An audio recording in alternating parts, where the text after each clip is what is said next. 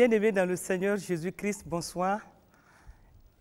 Nous avons le plaisir de partager avec vous dans la série sur le mariage, un thème sur la communication dans le foyer.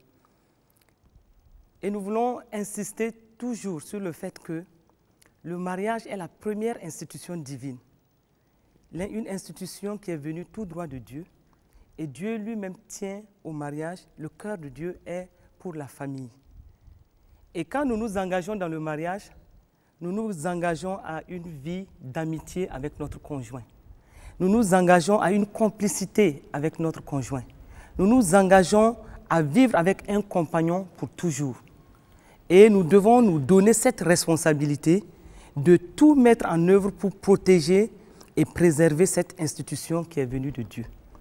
Le mariage est extrêmement important, non seulement aux yeux de Dieu, mais pour tous ceux qui s'y engagent.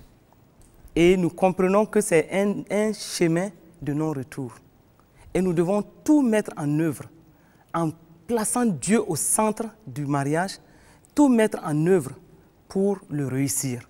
Et cela sera pour le bien de chaque partenaire dans le foyer, mais aussi de chaque enfant, de toute la famille. Et toute la famille doit pouvoir se bâtir dans le mariage. Toute la famille doit pouvoir croître dans le mariage. Et quand nous parlons de mariage, nous parlons d'un projet de vie. Nous parlons d'un respect, d'une communion que nous devons entretenir tous les jours avec notre conjoint. Et donc c'est le cadre aussi, la famille est le cadre où nous pouvons partager nos joies avec notre conjoint. Nous pouvons partager nos réussites avec notre conjoint. Nous pouvons aussi partager nos peines, nos difficultés et les épreuves que nous rencontrons chacun. C'est le cadre où nous pouvons nous asseoir, échanger sur ces situations de nos différentes vies et voir ensemble comment nous pouvons, tout en plaçant Dieu au centre de tout cela, comment nous pouvons prier ensemble, comment nous pouvons avancer ensemble, remporter des victoires ensemble et rencontrer souvent des situations qui ont besoin d'être dénouées et placer le Saint-Esprit au centre de tout cela et voir Dieu se mouvoir avec nous dans le couple. Qu'est-ce que cela veut dire? Cela veut dire que dans tout mariage, nous devons placer Dieu au centre. Dieu doit prendre la première place dans tout mariage. Et quand Dieu prend la première place dans tout mariage, il fera en sorte que quelles que soient les tempêtes, quelles que soient les épreuves, quelles que soient les difficultés, que nous puissions passer outre toutes ces difficultés et avoir des opportunités de témoigner de son grand nom, avoir des opportunités de dire que quand nous plaçons Dieu au centre de notre couple, de notre mariage, Dieu prend le contrôle parfait de chaque situation et tout se passe toujours pour que son nom soit glorifié. Et c'est vrai, nous plaçons Dieu au centre du mariage. Et comme la parole de Dieu le dit dans le livre d'Ecclésiaste, nous sommes en ce moment face à une corde à 3 fils qui ne se rompra jamais, quelles que soient les tempêtes. Cette corde-là sera très solide et elle ne va jamais se rompre parce que Dieu est au centre. Et nous devons compter avec Dieu dans toutes les situations que nous rencontrons. Mais ce soir, je voudrais aborder un point dans le mariage qui est extrêmement important. Un point qui mérite d'être pris au sérieux. C'est le point sur la communication. La communication dans le foyer, elle est extrêmement importante. La communication dans le foyer va amener le foyer à croître positivement. La communication dans le foyer va amener chaque personne à trouver de la valeur vis-à-vis des autres. Et chacun trouvera une place dans l'interrelation, mais aussi dans la bonne communication qui va permettre de voir les situations, d'en parler et de savoir comment prier dans une communion par d'esprit, comment prier devant les situations et remporter les victoires. La parole de Dieu ne nous dit-elle pas, dans Éphésiens 4, verset 15, que professant la vérité dans l'amour, nous croissions à tous égards en celui qui est le chef, c'est-à-dire Christ. Qu'est-ce que cela veut dire? Cela veut dire donc que et dans la communication que nous devons entretenir dans les foyers, nous devons prendre soin de confesser des choses positives. Nous devons dire des choses qui permettent au mariage, à notre couple, de se retrouver dans une atmosphère non seulement saine, mais une atmosphère spirituelle qui permet au couple d'être vraiment à l'aise. Et chacun trouvera son compte dans le foyer en ce moment parce que la communication qui est extrêmement importante est entretenue en plaçant l'Esprit de Dieu au devant de toutes choses. Et nous devons faire en sorte qu'aucune parole négative dans notre communication, qu'aucune parole négative ne sorte de notre bouche, soit pour blesser l'autre, soit pour heurter la sensibilité de l'autre. Et quand nous prenons soin d'entretenir la communication dans une atmosphère saine, la parole de Dieu nous dira que cela va servir à l'édification et va communiquer une grâce à ceux qui entendent les paroles. Cela, nous voyons cela dans Éphésiens 4, verset 29. Qu'il ne sorte de votre bouche aucune parole mauvaise, mais s'il y a lieu, quelques bonnes paroles qui servent à l'édification et communiquent une grâce à ceux qui l'entendent. Nous devons faire en sorte que dans la communication que nous avons avec notre conjoint, que nous puissions exprimer notre amour pour notre conjoint. À travers tout ce que nous avons à dire à notre conjoint, nous devons faire en sorte qu'il ressente l'amour que nous portons dans notre cœur pour lui.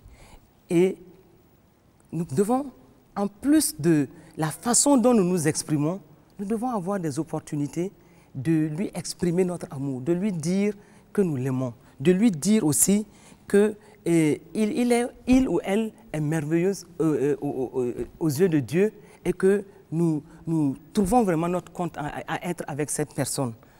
Et donc, quand la communication est établie dans le foyer, nous devons faire en sorte que dans la communication, nous apprenons à nous connaître.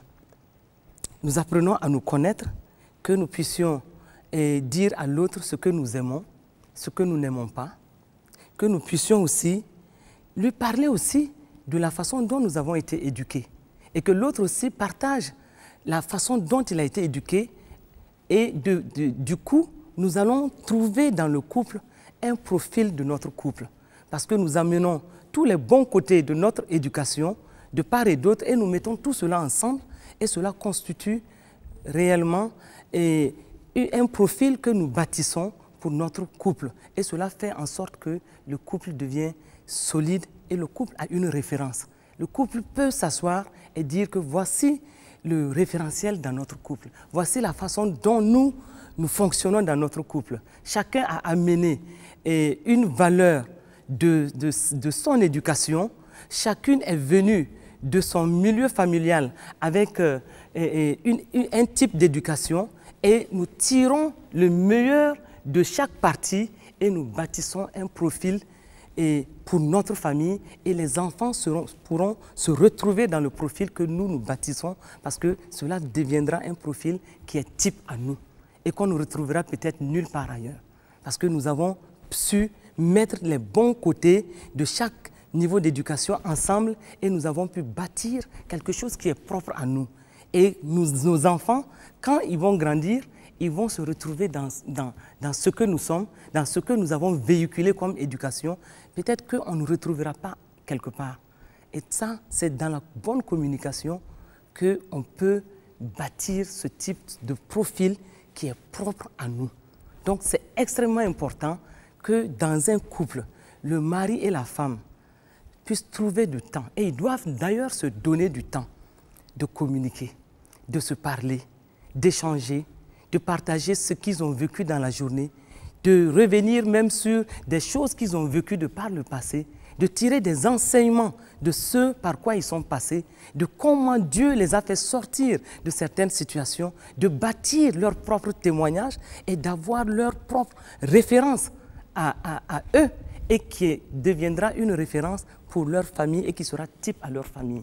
Et donc, tout cela nous montre qu'il n'y a que la communication et la bonne communication qui peut permettre au couple de bâtir ce profil-là qui sera propre à eux et qui va permettre à chacun de se retrouver. Et une bonne communication parle de gaieté. Une bonne communication parle d'une atmosphère saine. Une bonne communication parle des choses qui se disent avec un esprit sain. Et en ce moment, de façon conviviale, on entretient l'atmosphère qui plaît au cœur de Dieu. Donc quand nous savons communiquer dans le ménage, dans la famille, nous allons nous rendre compte que toute l'atmosphère va parler de gaieté. Toute l'atmosphère dans la maison parle de convivialité. Et quand une personne qui est extérieure à votre maison arrive en ce moment dans votre foyer, l'atmosphère que cette personne va ressentir, ça sera une atmosphère d'amour. Et on sentira que l'atmosphère est empreinte d'amour. Parce qu'il n'y a pas de situation malsaine, puisque la communication arrive à juguler toutes les situations malsaines. Et tout de suite, l'atmosphère est saine, l'atmosphère est sereine, l'atmosphère est conviviale, l'atmosphère parle d'amour. Et tout dans la maison va parler en ce moment d'amour. Quand on va voir le couple, tout de suite, on sent qu'il y a une bonne communication. Ça ne sera pas en ce moment un couple qui va feindre. Et un couple qui fait semblant devant les gens, mais en réalité, qui ne communique pas, ou même qui ne se parle même pas. Parce qu'il y a ces couples-là souvent qui ne se parlent pas, ils traversent des difficultés, ils traversent mal des difficultés, et souvent ils ne communiquent pas, et pire, souvent ils ne se parlent même pas. Mais dès qu'il y a des étrangers qui arrivent, ils font semblant, mais tout de suite ça saute à l'œil. Pour quelqu'un qui est fin et qui observe ce qui se passe, tout de suite on peut sentir si oui ou non l'atmosphère est conviviale dans la maison, si tout se passe bien. Donc c'est pour dire que la bonne communication est extrêmement importante et nous devons tout mettre en œuvre et nous devons garder à l'esprit que nous devons lutter, nous devons faire tout pour qu'une bonne communication soit entretenue dans nos ménages, dans nos familles. Et quand la communication se passe bien entre le couple, chacun va se retrouver. Il y a une transparence et progressivement, on va sentir que c'est une famille qui se solidifie. Cette famille-là est ancrée sur des valeurs sûres parce que tout est fait sur la base d'une bonne communication. Il n'y a rien qu'on se cache, il n'y a rien qu'on fasse en dehors de l'autre. Les deux parties sont impliquées dans la vie du foyer. Les enfants aussi seront impliqués dans la vie du foyer, mais d'une autre façon. Parce que le premier niveau de communication, c'est entre les parents. Et les parents doivent tout mettre en œuvre pour que, entre eux, tout se passe bien. En descendant au niveau des enfants, qu'ils parlent le même langage. Qu'un enfant, en partant vers le papa, retrouve la même réflexion que la maman dira si l'enfant a affaire à l'un ou l'autre des parents. Mais quand la communication ne se passe pas bien au premier niveau, c'est-à-dire entre le père et la mère, donc en descendant au niveau des enfants, ça se ressent tout de suite. Et les enfants se plaisent à observer que ce que papa a dit, ce n'est pas exactement ce que la maman a dit. Donc du coup, ils sentent le décalage. Et cela n'est pas bien pour eux, pour leur développement, parce que tout de suite, ils grandissent avec l'idée que les parents ne communiquent pas bien. Parce qu'ils le sentent. Par moments, ils peuvent même se le dire. Et ils savent que quelque chose ne va pas. Ou encore, ils savent qu'il y a un déficit de communication. Mais donc, c'est aux parents de s'accorder sur les mêmes choses.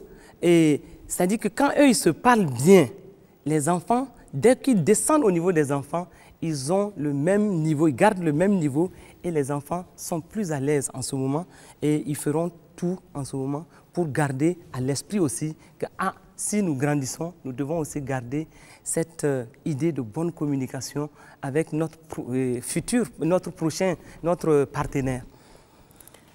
Et qu'est-ce que tout cela veut dire? Cela veut dire que en bâtissant une bonne communication, je l'ai dit tantôt, nous devons prendre le temps de communiquer. Communication verbale ou non, nous devons prendre le temps. Et d'ailleurs, nous devons nous donner le temps. Parce que souvent, on est tous très pressés. On arrive à la maison fatigué. On a passé une journée extrêmement chargée. On n'a même pas envie d'entendre quelqu'un nous parler à la maison. Et quand c'est ainsi, on sent que une partie est fatiguée, donc elle est même presque irritable. Donc quand l'autre partie s'approche pour parler de certaines choses, tout de suite, on sent qu'il n'y a pas les dispositions pour écouter l'autre partie. Et là, moi je dis, prenons le temps, donnons-nous le temps d'entretenir une bonne communication. Donnons-nous le temps de nous parler. Donnons-nous le temps d'être ensemble. Souvent, même sans se parler, le fait d'être ensemble dans une sérénité, ça apporte une paix dans le foyer. Ça apporte une joie, même pour les enfants, de voir que les deux parents sont là. Même ils ne sont pas en train de trop parler, mais ils sont là, c'est serein, c'est paisible et leur attitude démontre l'amour qu'ils ont l'un vis-à-vis de l'autre. Et cela est extrêmement important. Donc, donnons-nous le temps de communiquer. Une femme disait qu'elle avait l'impression qu'elle vivait seule. Parce que son mari, il passait toute la journée au travail. C'est vrai qu'il a un niveau de responsabilité, mais il passe toute la journée au travail. Donc le soir, souvent il arrive vers 20 h, mais épuisé, alors là épuisé. Et quand il arrive, dès qu'il rentre dans la maison, tout ce qu'il veut, c'est tout de suite prendre une douche et aller à table. Et quand il va à table, le temps que la femme vienne s'installer, il a fini de manger. Et quand il a fini de manger, tout de suite, il va s'installer devant la télé. Et quand il va s'installer devant la télé, 10 minutes plus tard, il commence à ronfler. Et il dort devant la télé. Donc du coup, et sa femme expliquait que presque chaque jour, c'était le même scénario. Donc elle n'avait plus l'impression de vivre avec son mari. Elle faisait tout pour avoir quelques minutes, lui arracher quelques mots, mais étant donné qu'il arrive fatigué, il était irritable. Donc il ne prenait plus le temps d'écouter sa femme. Encore moins les enfants. Et les enfants, j'étais un peu choquée d'entendre les enfants dire qu'ils n'avaient pas l'occasion de présenter même leur cahier à leur père. Souvent, ils veulent partager avec leur père ce qu'ils ont fait à l'école pour lui montrer un peu comment ils sont en train d'évoluer, mais ils n'ont jamais l'occasion. Même les samedis, cet homme travaille. Donc, les enfants disaient que pour l'obliger à regarder même leurs notes, ils sont obligés, ils vont déposer leur cahier sur son plat, son assiette, pour l'obliger, en fait pour dire que si tu es obligé de manger, tu seras obligé de regarder mon cahier. Donc, ils posent leurs notes sur son assiette, dans son plat, pour l'obliger à regarder avant de manger. Et il y a eu des moments où il a pris les notes des enfants, il l'a déposé sans même savoir qu'il s'agissait des notes. Et les enfants sont venus l'entourer pour dire, bon, il s'agit de nos notes scolaires, donc regarde ces notes-là avant de te servir à manger. Donc quand on arrive à là, ça veut dire que soi-même, délibérément, on a rompu, on a œuvré pour rompre la communication dans le foyer. Et vous voyez, quand on arrive à une situation comme celle-ci, ça veut dire que les enfants n'ont même pas l'occasion de parler avec leur père, d'échanger avec leur père et de voir avec leur père quel est le projet, quelle est la vision qu'il a même pour leur propre vie. Donc, c'est dire donc que nous devons nous donner le temps pour une bonne communication dans le foyer et cela aide chacun à comprendre l'autre, cela aide chacun à grandir dans le foyer, à se bâtir, à croître dans le foyer parce que nous savons de part et d'autre ce que l'autre veut, les préoccupations de l'autre et nous savons aussi quelles sont les difficultés par lesquelles il passe et nous pouvons, soit en tant que femme ou mari, nous pouvons en ce moment prendre le temps de prier pour notre conjoint. Mais quand on n'a même pas le temps d'échanger, donc les choses sont laissées à elles-mêmes et souvent ça devient très difficile. Et je voudrais ce soir aussi partager avec vous quelques principes qui peuvent tuer la communication, qui peuvent interférer, qui peuvent faire en sorte que notre communication dans le foyer ne se passe pas bien. Le premier point que je vais partager à ce niveau, c'est le mensonge délibéré. Dans certains couples, on se rend compte que le mensonge devient une pratique. Pour l'un ou l'autre dans le couple, le mensonge qui est délibéré. Donc, et là-dessus, j'ai le témoignage de cette femme qui parlait de son mari et qui disait que tous les jours, il avait une nouvelle histoire à raconter. Et il expliquait des situations qu'il avait vécues où il parlait des femmes qui lui faisaient la cour, mais tout n'était que mensonge. C'était lui qui faisait la cour à ces femmes-là. Mais il présentait toujours la chose comme si c'était les femmes qui le poursuivaient, les femmes qui lui faisaient la cour et tout. Sa femme qui dit que quand il ouvre sa bouche pour parler, ce ne sont que des mensonges. Donc du coup, sa femme ne croyait plus en lui. Et vous voyez, donc le mensonge délibéré, quand ça intervient dans la communication, dans un couple, tout de suite, surtout quand l'autre se rend compte que ce ne sont que des mensonges que l'autre partie raconte, il n'y a plus de confiance. C'est-à-dire qu'elle va s'attendre, la femme s'attend maintenant à ce que... Et elle va se demander quel est le prochain mensonge qui va sortir de la bouche de son mari. Parce qu'il a toujours des choses à raconter, il a toujours des choses à dire pour se justifier quand il n'arrive pas tôt à la maison. Et la femme se rend compte, avec preuve à l'appui, que ce n'était que des mensonges. L'autre situation qui peut aussi affaiblir notre communication dans le couple, c'est l'exagération. Souvent, devant les situations, quand on veut raconter les situations, on raconte les situations de façon exagérée. C'est-à-dire on amplifie tellement les situations que tout de suite l'autre se rend compte que à ce niveau-là, il y a quand même une partie qui n'est pas vraie. Parce qu'on amplifie, on grossit les situations et cela n'est pas vraiment pour la bonne communication parce que tout de suite, on peut discerner tout de suite qu'on a amplifié cette situation. Donc ça, c'est très proche du mensonge aussi. Donc, ou encore, et devant les situations, qu'on soit en train de généraliser.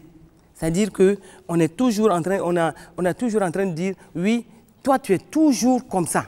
Voici comment tu fais toujours les choses.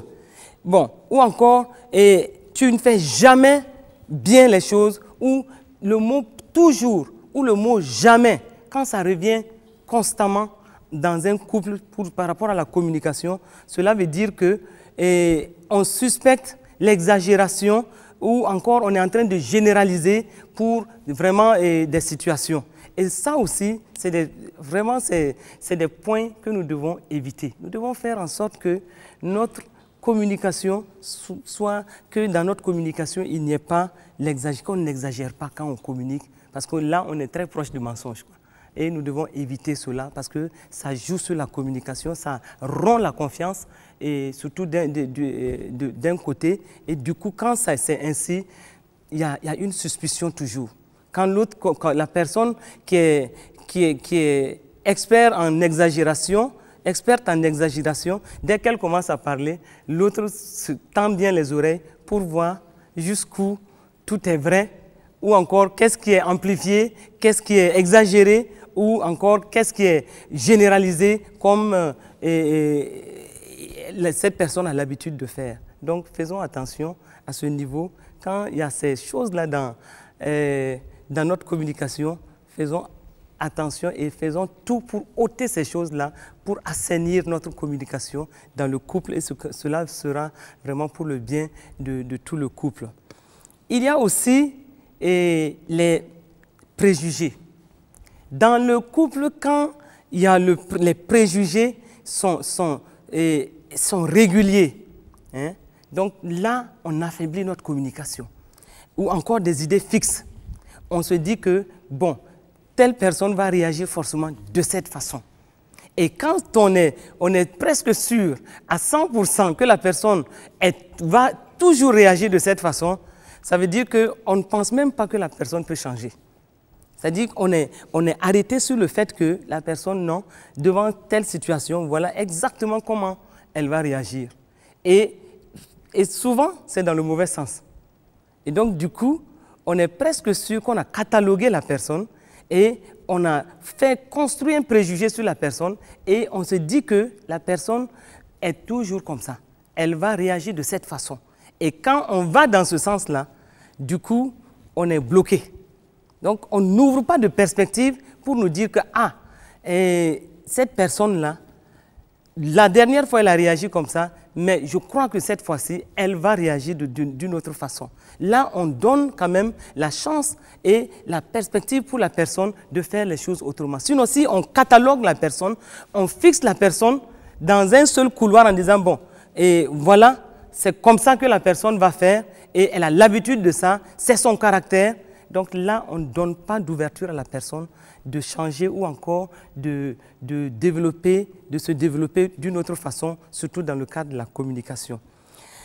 Bon, et un point qui est aussi important à noter, c'est le manque de fidélité à la parole donnée. Là, nous sommes dans un domaine où on se rend compte que le conjoint ou la partenaire ne tient jamais parole, n'a pas de fidélité quand elle dit quelque chose. Et donc, on a souvent des hommes qui promettent, qui passent le temps à promettre à leur femme des choses et ils ne tiennent jamais ces promesses. Et du coup, il n'est pas fidèle à la parole qu'il donne. Et quand c'est ainsi, là aussi, la communication est biaisée. Et donc, la femme ne va plus trop croire en ce que le mari dit. Donc, parce qu'on voit qu'il n'est pas une personne qui est fidèle à tout ce qu'il dit. L'autre chose qui est très importante aussi à noter, c'est la perte de contrôle quand on communique. Dans certains couples, on voit que l'un des deux partenaires, souvent, aime crier quand il s'agit de parler, quand il s'agit de communiquer, et il perd le contrôle tout de suite. Quand il commence à échanger avec sa femme, il peut perdre le contrôle et il commence à crier, et dans une irritabilité extrême. Donc, il ne sait jamais se donner le calme, il ne sait jamais être patient pour parler dans le calme avec sa femme. Il est toujours en train de tempêter, il est toujours en train de crier, il perd totalement le contrôle. Quand c'est ainsi, il crée une peur chez sa femme. Et nous voyons souvent dans certains couples, quand on voit le couple, tout de suite, on sent que la femme a peur de son mari. Bon, ça peut être aussi dans le sens contraire, parce que là aussi, on a vu des couples où c'est le mari qui a pratiquement peur des réactions de sa femme. On a rencontré ça souvent. Le mari a littéralement peur des réactions de sa femme parce qu'elle ne sait pas parler doucement. Et quand elle parle avec de grands gestes et elle crie, elle perd le contrôle et il y en a qui vont même jusqu'à faire des casses dans la maison. Quand c'est ainsi, il n'y a pas de communication, une bonne communication. Et un homme expliquait un jour, en fait, la femme se plaignait du fait qu'il n'avait pas de télévision à la maison, de poste téléviseur. Et la femme disait, mais maman, vous imaginez, malgré tout le salaire que mon mari a, on n'a même pas un poste de télévision à la maison. Et j'ai dit, mais comment ça se fait que c'est ainsi? Et quand j'ai partagé ça avec son mari, et son mari me dit, mais est-ce qu'elle vous a dit où est parti le dernier poste téléviseur? Je ne comprenais pas ce qu'il voulait dire, mais c'était juste pour dire qu'il m'explique que quand sa femme veut parler avec lui, souvent quand ils veulent juste régler certaines choses, elle s'emporte, elle perd le contrôle, elle s'emporte et souvent elle prend n'importe quoi, elle jette sur le matériel à la maison et c'est ainsi qu'elle a brisé 2 fois de suite les postes téléviseurs à la maison. Donc du coup, le mari s'est résolu à ne plus acheter parce qu'elle perd le contrôle et il n'y a pas de bonne communication entre eux. Donc vous voyez à quel point le manque de contrôle et jusqu'à quel point cela peut amener un couple. Donc tout de suite, elle perd le contrôle et elle se met à casser les choses. Donc du coup, elle ne communique plus avec son mari. Donc autant on peut rencontrer des femmes qui ont peur de leur mari Parce qu'il n'y a même pas de communication. Et autant, on peut rencontrer aussi des femmes qui réagissent tellement mal que souvent, elles perdent le contrôle et elles font des dégâts dans la maison, ce qui est dommage parce que la femme est faite pour être douce. Et une femme, je n'imagine pas une femme en train de saccager le matériel à la maison ou encore de s'emporter à tel point qu'elle perde le contrôle. Donc, femme, tu m'écoutes, je crois que tu es interpellée. Si tu es dans ce type de caractère, sache que tu ne peux pas avoir une bonne communication avec ton mari et tu dois prier pour que ce côté-là te quitte. Il y a aussi dans la communication une forme de manipulation souvent. Souvent dans la communication au niveau dans le foyer, nous voyons qu'un membre et une partie peut faire une sorte de manipulation en se repliant sur soi ou encore en restant dans le silence. L'homme parle, il passe le temps à parler, mais la femme peut rester par exemple dans le silence. Elle refuse de communiquer. Et quand elle refuse de communiquer, en ce moment, l'homme ne peut pas continuer. Donc, autant ça peut être du côté de l'homme, comme ça peut aussi être du côté de la femme. Ou encore d'autres qui se replient dans les larmes. Et souvent, certaines femmes disent qu'elles n'arrivent même pas à échanger avec leur mari. Et quand leur mari commence à leur poser un problème sérieux, vraiment dans une sérénité, de façon sereine, elles n'arrivent pas à parler et elles se mettent à pleurer. Donc là, vous voyez, c'est comme une situation qui est là et qui ne permet pas de promouvoir une bonne communication. Donc d'autres se replient dans le silence, d'autres se replient dans les larmes, et puis bon, finalement, d'autres fuient carrément la discussion, surtout quand ça ne les arrange pas. Ils fuient la discussion. Ils font tout pour qu'il n'y ait même pas d'échange. Et quand c'est ainsi, donc il n'y a plus de communication. Et ça veut dire dans tous les cas que le problème qui devait être discuté, il est suspendu, il est là. Il n'a jamais été résolu en réalité parce qu'une partie fuit la discussion. Là, ça ne permet pas du tout une bonne communication et là, il faut faire face aux situations qui se passent dans les foyers. Quel que soit le type de situation, une bonne communication, d'abord, mettre Dieu au centre de nos foyers et deux, une bonne communication bien jaugée, une bonne communication peut permettre d'enrayer pas mal de situations. Parce que c'est dans la communication aussi qu'on peut reconnaître que par rapport à la situation par laquelle nous passons, c'est dans la communication qu'on peut reconnaître qu'il faut prier, mais prier dans tel sens pour permettre à Dieu d'agir dans tel ou tel sens. Et c'est là, c'est dans la bonne communication qu'on peut vraiment aboutir à cela. Et donc c'est important pour nous, c'est important pour chaque couple de prendre le temps et de communiquer. Et communiquer aussi sans avoir un discours accusateur. Parce que souvent, nous voyons dans certains couples, soit l'homme est toujours en train d'accuser la femme, l'accuser pour pas mal de situations. Donc du coup, quand il y a un discours accusateur, croyez-moi que ça freine la communication. Parce que tout de suite, l'autre va se dire, bon, puisque je semble être tout le temps accusé, donc du coup, l'autre partie ne trouvera pas bon de continuer à échanger. Vous voyez ce que je veux dire? Donc en ce moment, il faut faire attention pour enlever ce côté accusateur. Donc faire en sorte qu'on puisse garder une communication dépouillée de toute accusation. Et en ce moment-là, on va de façon objective, mais de façon positive pour une communication constructive. Une communication qui est dépouillée de toute accusation, mais qui va permettre de s'écouter et de ne pas se sentir jugé, mais de partir vraiment dans la simplicité, mais pour trouver des solutions par rapport aux situations qui sont posées. Il y a un aspect qui est aussi important. Et une femme disait que mais son mari ne la prend jamais au sérieux. D'abord, il trouve qu'elle parle beaucoup.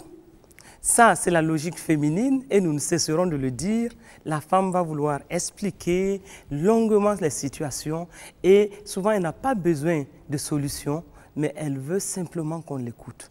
Et donc, elle veut simplement qu'on compatisse à ce par quoi elle passe. Elle veut simplement qu'on reconnaisse qu'elle est en train de jouer un rôle positif dans une situation, même si elle ne présente pas tout de suite la solution. Mais la logique masculine sera tout de suite de dire, bon, dans tous les cas, ça va aboutir à quoi? Au finish, quelle sera la solution? Bon, donc, un homme qui se dit que la femme parle beaucoup, finalement, il ne va plus la prendre au sérieux. Et la femme dont je parlais tantôt disait que son mari ne la prend jamais au sérieux. Donc quand il commence à parler, il passe le temps à rire et après il fait tout pour l'arrêter. Bon, donc du coup, tout ce qu'elle a en elle et qu'elle veut partager avec son mari, elle n'arrive plus à le faire. Donc dans ces conditions-là, un homme qui ne prend pas sa femme au sérieux et qui n'a pas la bonne technique pour l'amener à résumer ce qu'elle a à dire, parce que là aussi, si on sait que sa femme aime expliquer longuement les situations, il faut gentiment l'amener à résumer certaines parties pour arriver rapidement à la conclusion. Mais cet homme, lui, il a résolu son problème en ne prenant jamais sa femme au sérieux. Et du coup, sa femme se plaint, sa femme dit qu'il ne la prend jamais au sérieux. Quand c'est ainsi, soyons sûrs qu'il n'y aura pas de bonne communication. Parce que les situations sont là et tout. Bon, donc, quand nous disons cela, pensons aussi aux situations où on a une partie qui a une attitude querelleuse. Il y a des femmes qui sont appelées des femmes querelleuses. C'est-à-dire que tout le temps, ce sont elles qui sont dans des querelles interminables. Querelles avec leur mari, querelles avec les enfants dans la maison, querelles avec le personnel de maison, querelles avec tous ceux qui viennent à la maison. Et du coup, leur attitude est une attitude querelleuse. Et quand c'est ainsi, tout de suite, ça repousse les gens. Et surtout à la maison, chacun se dit, ah, ne va pas trop vers maman parce que tout le temps, c'est des querelles qui ne finissent pas et on la reconnaît pour les querelles. Et comprenez que dans ces conditions-là, c'est vraiment difficile d'avoir de bonnes communications avec cette personne. Bon, il y a aussi, nous écoutons souvent des hommes qui disent que leur femme est revancharde, a une attitude elle cherche toujours à se venger des situations. Et il y a des hommes aussi qui tombent facilement dans ce piège-là, qui ont des attitudes revanchardes. Ils cherchent coûte que coûte à se venger des situations qui se sont passées il y a longtemps. Ce qui veut dire qu'ils n'ont pas pardonné. S'il y a des situations qui se sont produites entre les deux, dans le couple, depuis peut-être des mois, et par la suite, une partie se rend compte que l'autre cherche à se venger.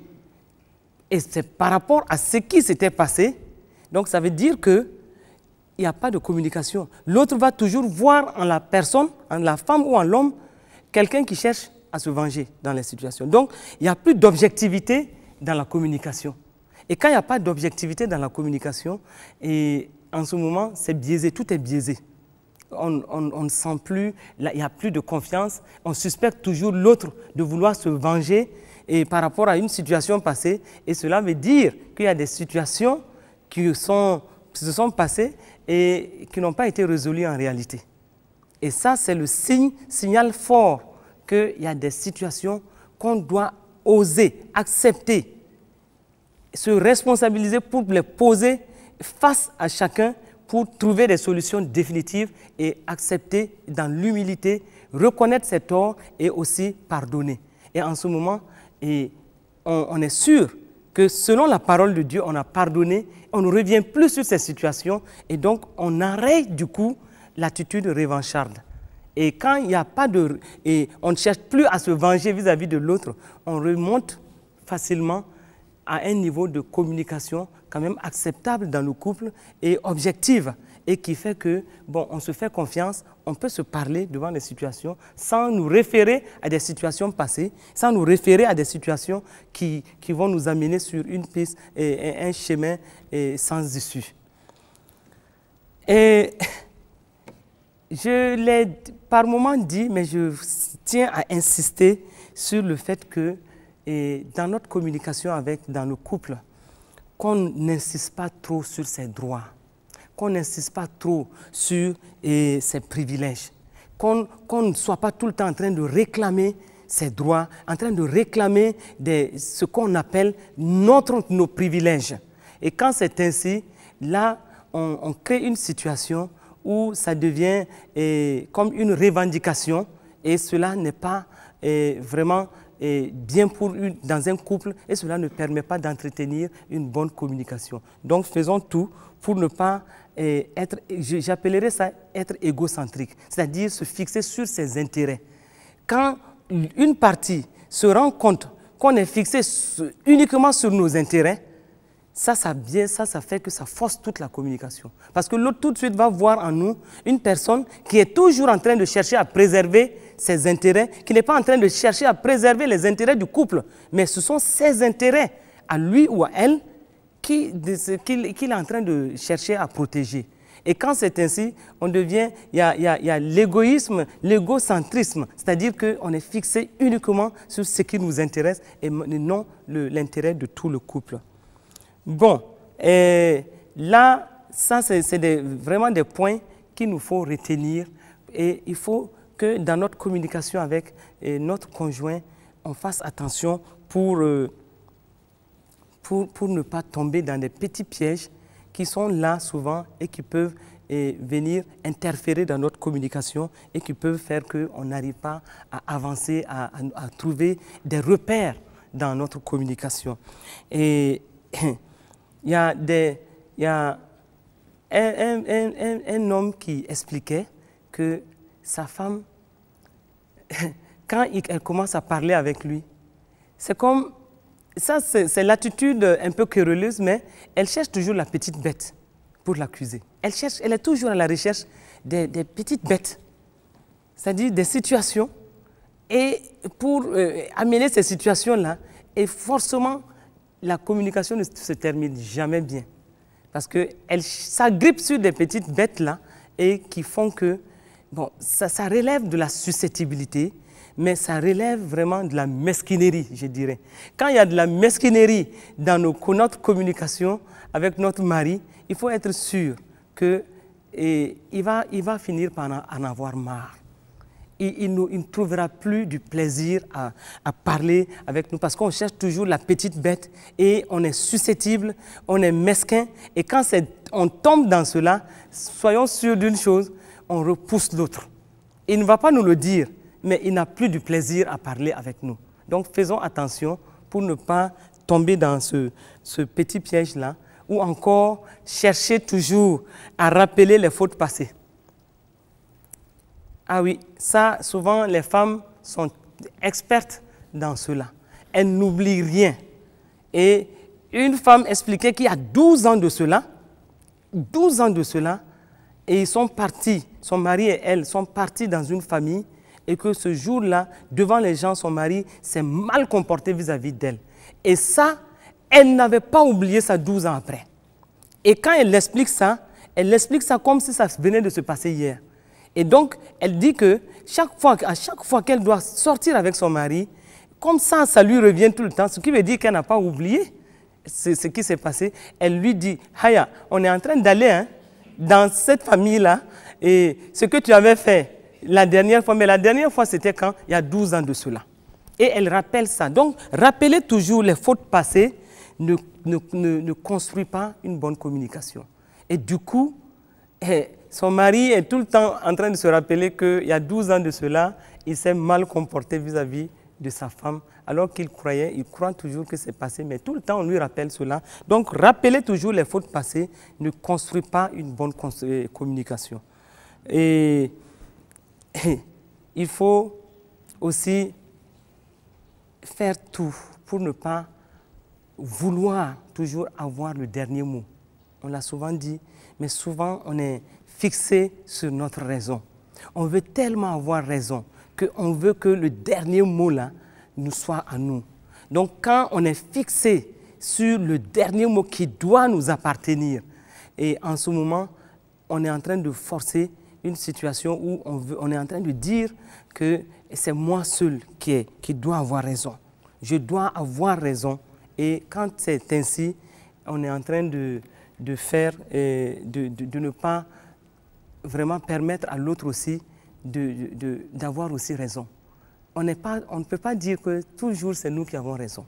Il y a des moments où on peut se tromper. Il y a des moments où on peut reconnaître que ah, là, j'ai failli. Là, je ne me suis pas bien comporté. Et il faut avoir l'humilité de le dire. Il faut avoir l'humilité et de dire, oui, cette fois-ci, là, franchement, je reconnais que je n'ai pas bien fait. Et en ce moment, oh là là, tu dois avoir l'humilité de demander pardon. Tu dois avoir l'humilité de reconnaître et sincèrement de demander pardon à ton conjoint. Et même si c'est par rapport à un enfant, de demander pardon à l'enfant. Là, tu es en train de lui apprendre tacitement à demander pardon quand il se retrouve devant une situation qui n'est pas où il a mal agi. Mais un parent qui ne montre même pas qu'il est capable de s'humilier et demander pardon à son mari ou à sa femme, à plus forte raison à un enfant, tu es en train de bâtir autour de toi des gens qui vont monter, qui vont grandir avec l'idée que c'est difficile de demander pardon. Et donc, du coup, à ce niveau-là, ne te dis pas que c'est toi seul qui as toujours raison.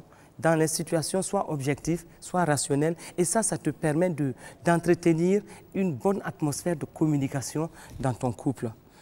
Et un phénomène aussi qu'on remarque dans certains couples, c'est le fait qu'une partie peut juger les propos et l'autre part ses propos.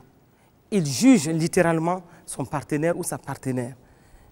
Juger l'autre, c'est-à-dire, l'autre donne un argument, mais on trouve même que c'est idiot, ou c'est bête, ou c'est pas intelligent. Et du coup, on est en train de juger l'autre. Même sans le dire, le fait déjà de porter une valeur de jugement sur l'autre par rapport à ce qu'il a dit, on est en train de lui montrer qu'il n'est pas intelligent. Et surtout quand on arrive dans les couples où on voit souvent l'un dire à l'autre c'est idiot, c'est bête ou c'est pas intelligent, on est en train de rabaisser l'autre. Et tu es en train de confesser sur sa vie, tu es en train de proclamer qu'il doit être bête, qu'il doit être idiot. Et donc ces confessions-là doivent être ôtées de nos langages l'un vis-à-vis de l'autre, parce que dès lors qu'on est en train de parler de cette façon à l'autre, on est en train de rabaisser l'autre. Et on est en train de proclamer que la personne doit être de cette façon. Et sans le savoir, on est en train de mettre quelque chose, de prophétiser négativement sur la vie de l'autre. Et donc, il faut éviter de faire des jugements de valeur sur l'autre à partir juste de ses propos. Et donc, ça, ce sont des points que j'ai tenu à partager ce soir, surtout dans ce domaine de la communication. Mais nous devons aussi faire attention d'abord au moment où nous communiquons par rapport à des aspects bien précis.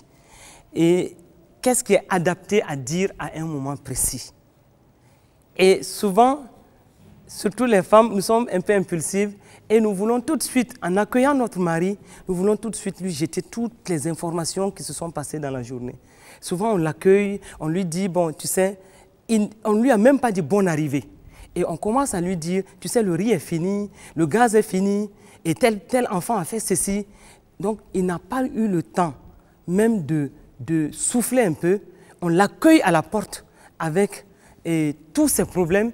Et du coup, vous comprenez que ça crée un malaise.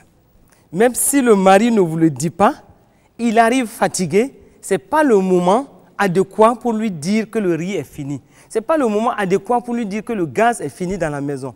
Quelque part, tu es en train de lui dire qu'à cause de cela, tu n'as même pas pu préparer pour lui. Donc, du coup, on crée un malaise et les plus polis ne vous diront rien, ils continueront leur chemin, mais en fait, ils ne sont pas à l'aise parce que vous comprenez, ce n'est pas le moment. Donc, il faut choisir le moment pour dire certaines choses. il faut le laisser être relax. Il faut l'aider à être relax. Et quand il sera bien relax, tu sauras comment progressivement lui donner, filer certaines informations ou faire en sorte qu'il accepte d'accueillir certaines informations. Et nous l'avons dit, il faut la transparence dans notre communication. La transparence, il faut non seulement le dialogue, c'est-à-dire que chacun s'exprime, mais il faut la transparence. Et ça, la transparence valorise la communication dans le foyer. Être transparent par rapport à chaque aspect de notre vie. Pouvoir partager les bons comme les mauvais côtés de notre vie. Pouvoir lui dire à notre conjoint ce que nous avons vécu, de bon comme de mauvais. Et si nous prenons le cas de Joyce Meyer, qui passe souvent à la télé, c'est une femme qui est passée par des difficultés énormes depuis son enfance. Elle a été abusée par son père. Elle a vécu pas mal de vicissitudes dans sa vie, des abus sexuels, des viols. Elle a vraiment vécu une vie, elle a été meurtrie quand elle était dans son enfance jusqu'à sa jeunesse. Elle a vécu des choses difficiles. Mais c'est quand elle s'est mariée à son mari actuel, elle lui a tout expliqué. Il faut pouvoir être transparent. Elle a tout expliqué, tout exposé à cet homme et qui sait déjà comment s'occuper, c'est-à-dire mieux s'occuper d'elle. Qui sait comment, à partir de des expériences négatives qu'elle a vécues, comment la prendre, en fait. Et cet homme a su qu'elle est passée par des situations difficiles et désormais, il sait comment la traiter pour l'aider à guérir de ces situations. Et il sait aussi comment s'occuper d'elle pour qu'elle soit totalement refaite. Et cela a beaucoup aidé cette femme. Donc la transparence pour tous les côtés, les bons côtés, des choses qu'on a vécues et des bons côtés comme des situations difficiles par lesquelles nous sommes passés, les blessures émotionnelles par lesquelles même nous sommes passés.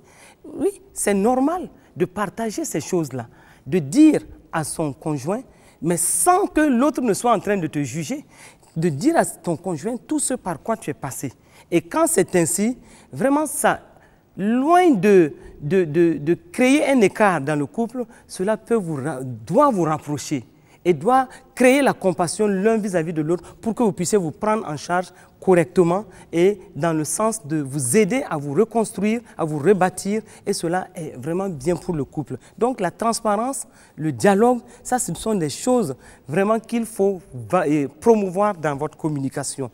Et je l'ai dit, l'humilité, l'ouverture d'esprit, ça aussi, c'est à valoriser, à promouvoir. Il faut être ouvert d'esprit. Il ne faut pas cataloguer l'autre. Il ne faut pas mettre l'autre dans un couloir en se disant que forcément, c'est de cette façon que l'autre est. Non, il faut avoir l'ouverture d'esprit quand tu parles avec l'autre.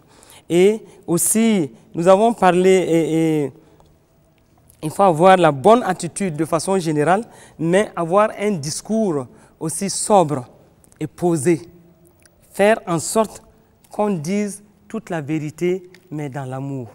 L'amour doit être le moteur qui va conduire notre communication. L'amour doit être le moteur qui va conduire même tout le couple. Dans chaque aspect, dans la vie du couple, l'amour doit nous conduire. Et c'est dans l'amour qu'on va reconnaître nos torts. C'est dans l'amour qu'on va savoir respecter et valoriser l'autre. C'est dans l'amour qu'on va reconnaître aussi les points positifs de l'autre. C'est dans l'amour qu'on va savoir tenir compte de la vie de l'autre. C'est dans l'amour aussi que nous allons savoir nous mettre à la place de l'autre pour comprendre certaines situations que la personne soit a vécues ou les situations par lesquelles l'autre passe. Tout ça, l'amour doit nous permettre de pouvoir nous projeter à la place de l'autre pour être plus compatissants par rapport à l'autre et pouvoir l'aider. Et nous devons nous entraider. Et la communication nous doit nous amener dans tout cela. Et c'est aussi dans l'amour, c'est dans l'amour que nous aurons une attitude d'écoute. Être patient pour écouter et avoir une attention concentrée. C'est-à-dire être très attentif quand l'autre nous parle. Tout ça, quand notre communication est soutenue par l'amour, Donc nous pouvons avoir une attitude d'écoute positive. Nous pouvons avoir une attention par rapport à ce que l'autre dit, ne pas nous emporter. Et nous allons avoir un langage empreint d'amour. Et quand cela est fait, je vous assure, nous allons nous aider dans la communication, nous allons prier ensemble, nous allons avoir une communion effective. Et la parole de Dieu nous dit dans Colossiens 4, verset 6, que votre parole soit toujours accompagnée de grâce, assaisonnée de sel, afin que vous sachiez comment il faut répondre à chacun. Vous voyez, c'est merveilleux. Paul disait aux Colossiens que votre parole soit toujours accompagnée de grâce. Donc, ne choisissons pas des paroles, des mots comme exprès pour blesser l'autre, mais que l'amour soit le socle de notre communication. Et donc, ce qui est très important, quand nous sommes conduits par l'amour, nous allons avoir une communication qui va aider chacun à se retrouver. Et nous allons pouvoir nous retrouver dans une attitude de prière devant les situations. Et aucune situation ne pourra résister à nous, parce que nous sommes devant cette corde-là, à 3 fils qui ne va jamais se rompre. Et Dieu est au centre en ce moment. Et au centre aussi de notre communication. Et donc, faire attention à tous ces côtés-là. Et donc, cela nous permettra vraiment de bien bâtir notre couple et notre foyer. Je vais juste aborder 2 petits points très rapidement qui vont nous permettre de terminer cette émission ce soir. C'est les situations qui peuvent interférer dans la communication. Et qui peuvent faire que dans le couple-là, qu'on n'ait même pas le temps souvent de communiquer. Aussi, il y a les visites, les nombreuses visites dans la famille. Quand il y a trop de visites, c'est-à-dire les visites sont telles qu'on n'a même pas le temps à nous. Ça, c'est une situation, il faut savoir gérer ce côté-là. Sinon, on permet tellement, il y a tellement de visites qui se suivent, et finalement, nous-mêmes, on n'a pas le temps pour nous. Et finalement, on n'a pas de bonne communication. Parce qu'il y a toujours des gens dans la maison. Et ce qui fait qu'on n'a pas le temps. On n'arrive même pas à avoir du temps pour nous. L'autre situation, c'est le téléphone. Aujourd'hui, le téléphone, on ne sait pas toujours comment l'utiliser. Et nous voyons souvent dans des couples où les gens partent et les gens, dans toute la journée, ils passent le temps à communiquer, à s'appeler, à se dire des choses longuement au téléphone. Mais encore, ils arrivent à la maison et le téléphone prend une bonne place dans le couple. Et du coup, souvent on voit soit c'est la femme qui passe un temps fou au téléphone avec une de ses amies, ils parlent peut-être des choses qui sont sans grande importance. Et l'homme est assis, il attend tranquillement qu'elle finisse, mais elle est tout le temps au téléphone. Ou encore, c'est l'homme qui est dans ses affaires, dans ses business, au téléphone, et il passe le temps au téléphone, et du coup, il n'y a pas de communion entre l'homme et la femme. Le téléphone, nous devons réglementer l'utilisation du téléphone à la maison. Réglementer les visites, gentiment, positivement, mais aussi réglementer l'utilisation du téléphone pour que ce ne soit pas des pièges à notre communication. Donc, quand nous savons le faire, nous n'allons pas permettre à ces situations d'interférer ou encore de bloquer notre communication.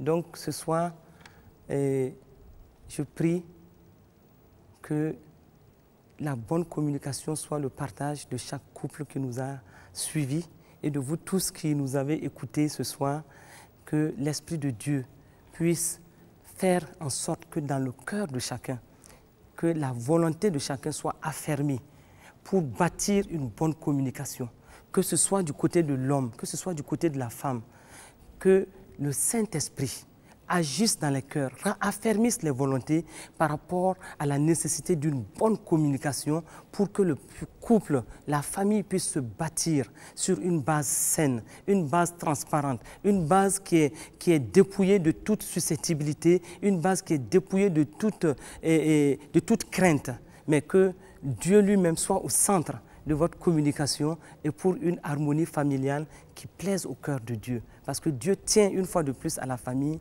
et ce soir, c'est ce que nous avons eu à partager avec vous, que la grâce de Dieu coule sur chaque famille qui nous a suivis et que l'amour de Dieu soit au centre de tout. Au nom de Jésus-Christ, Amen.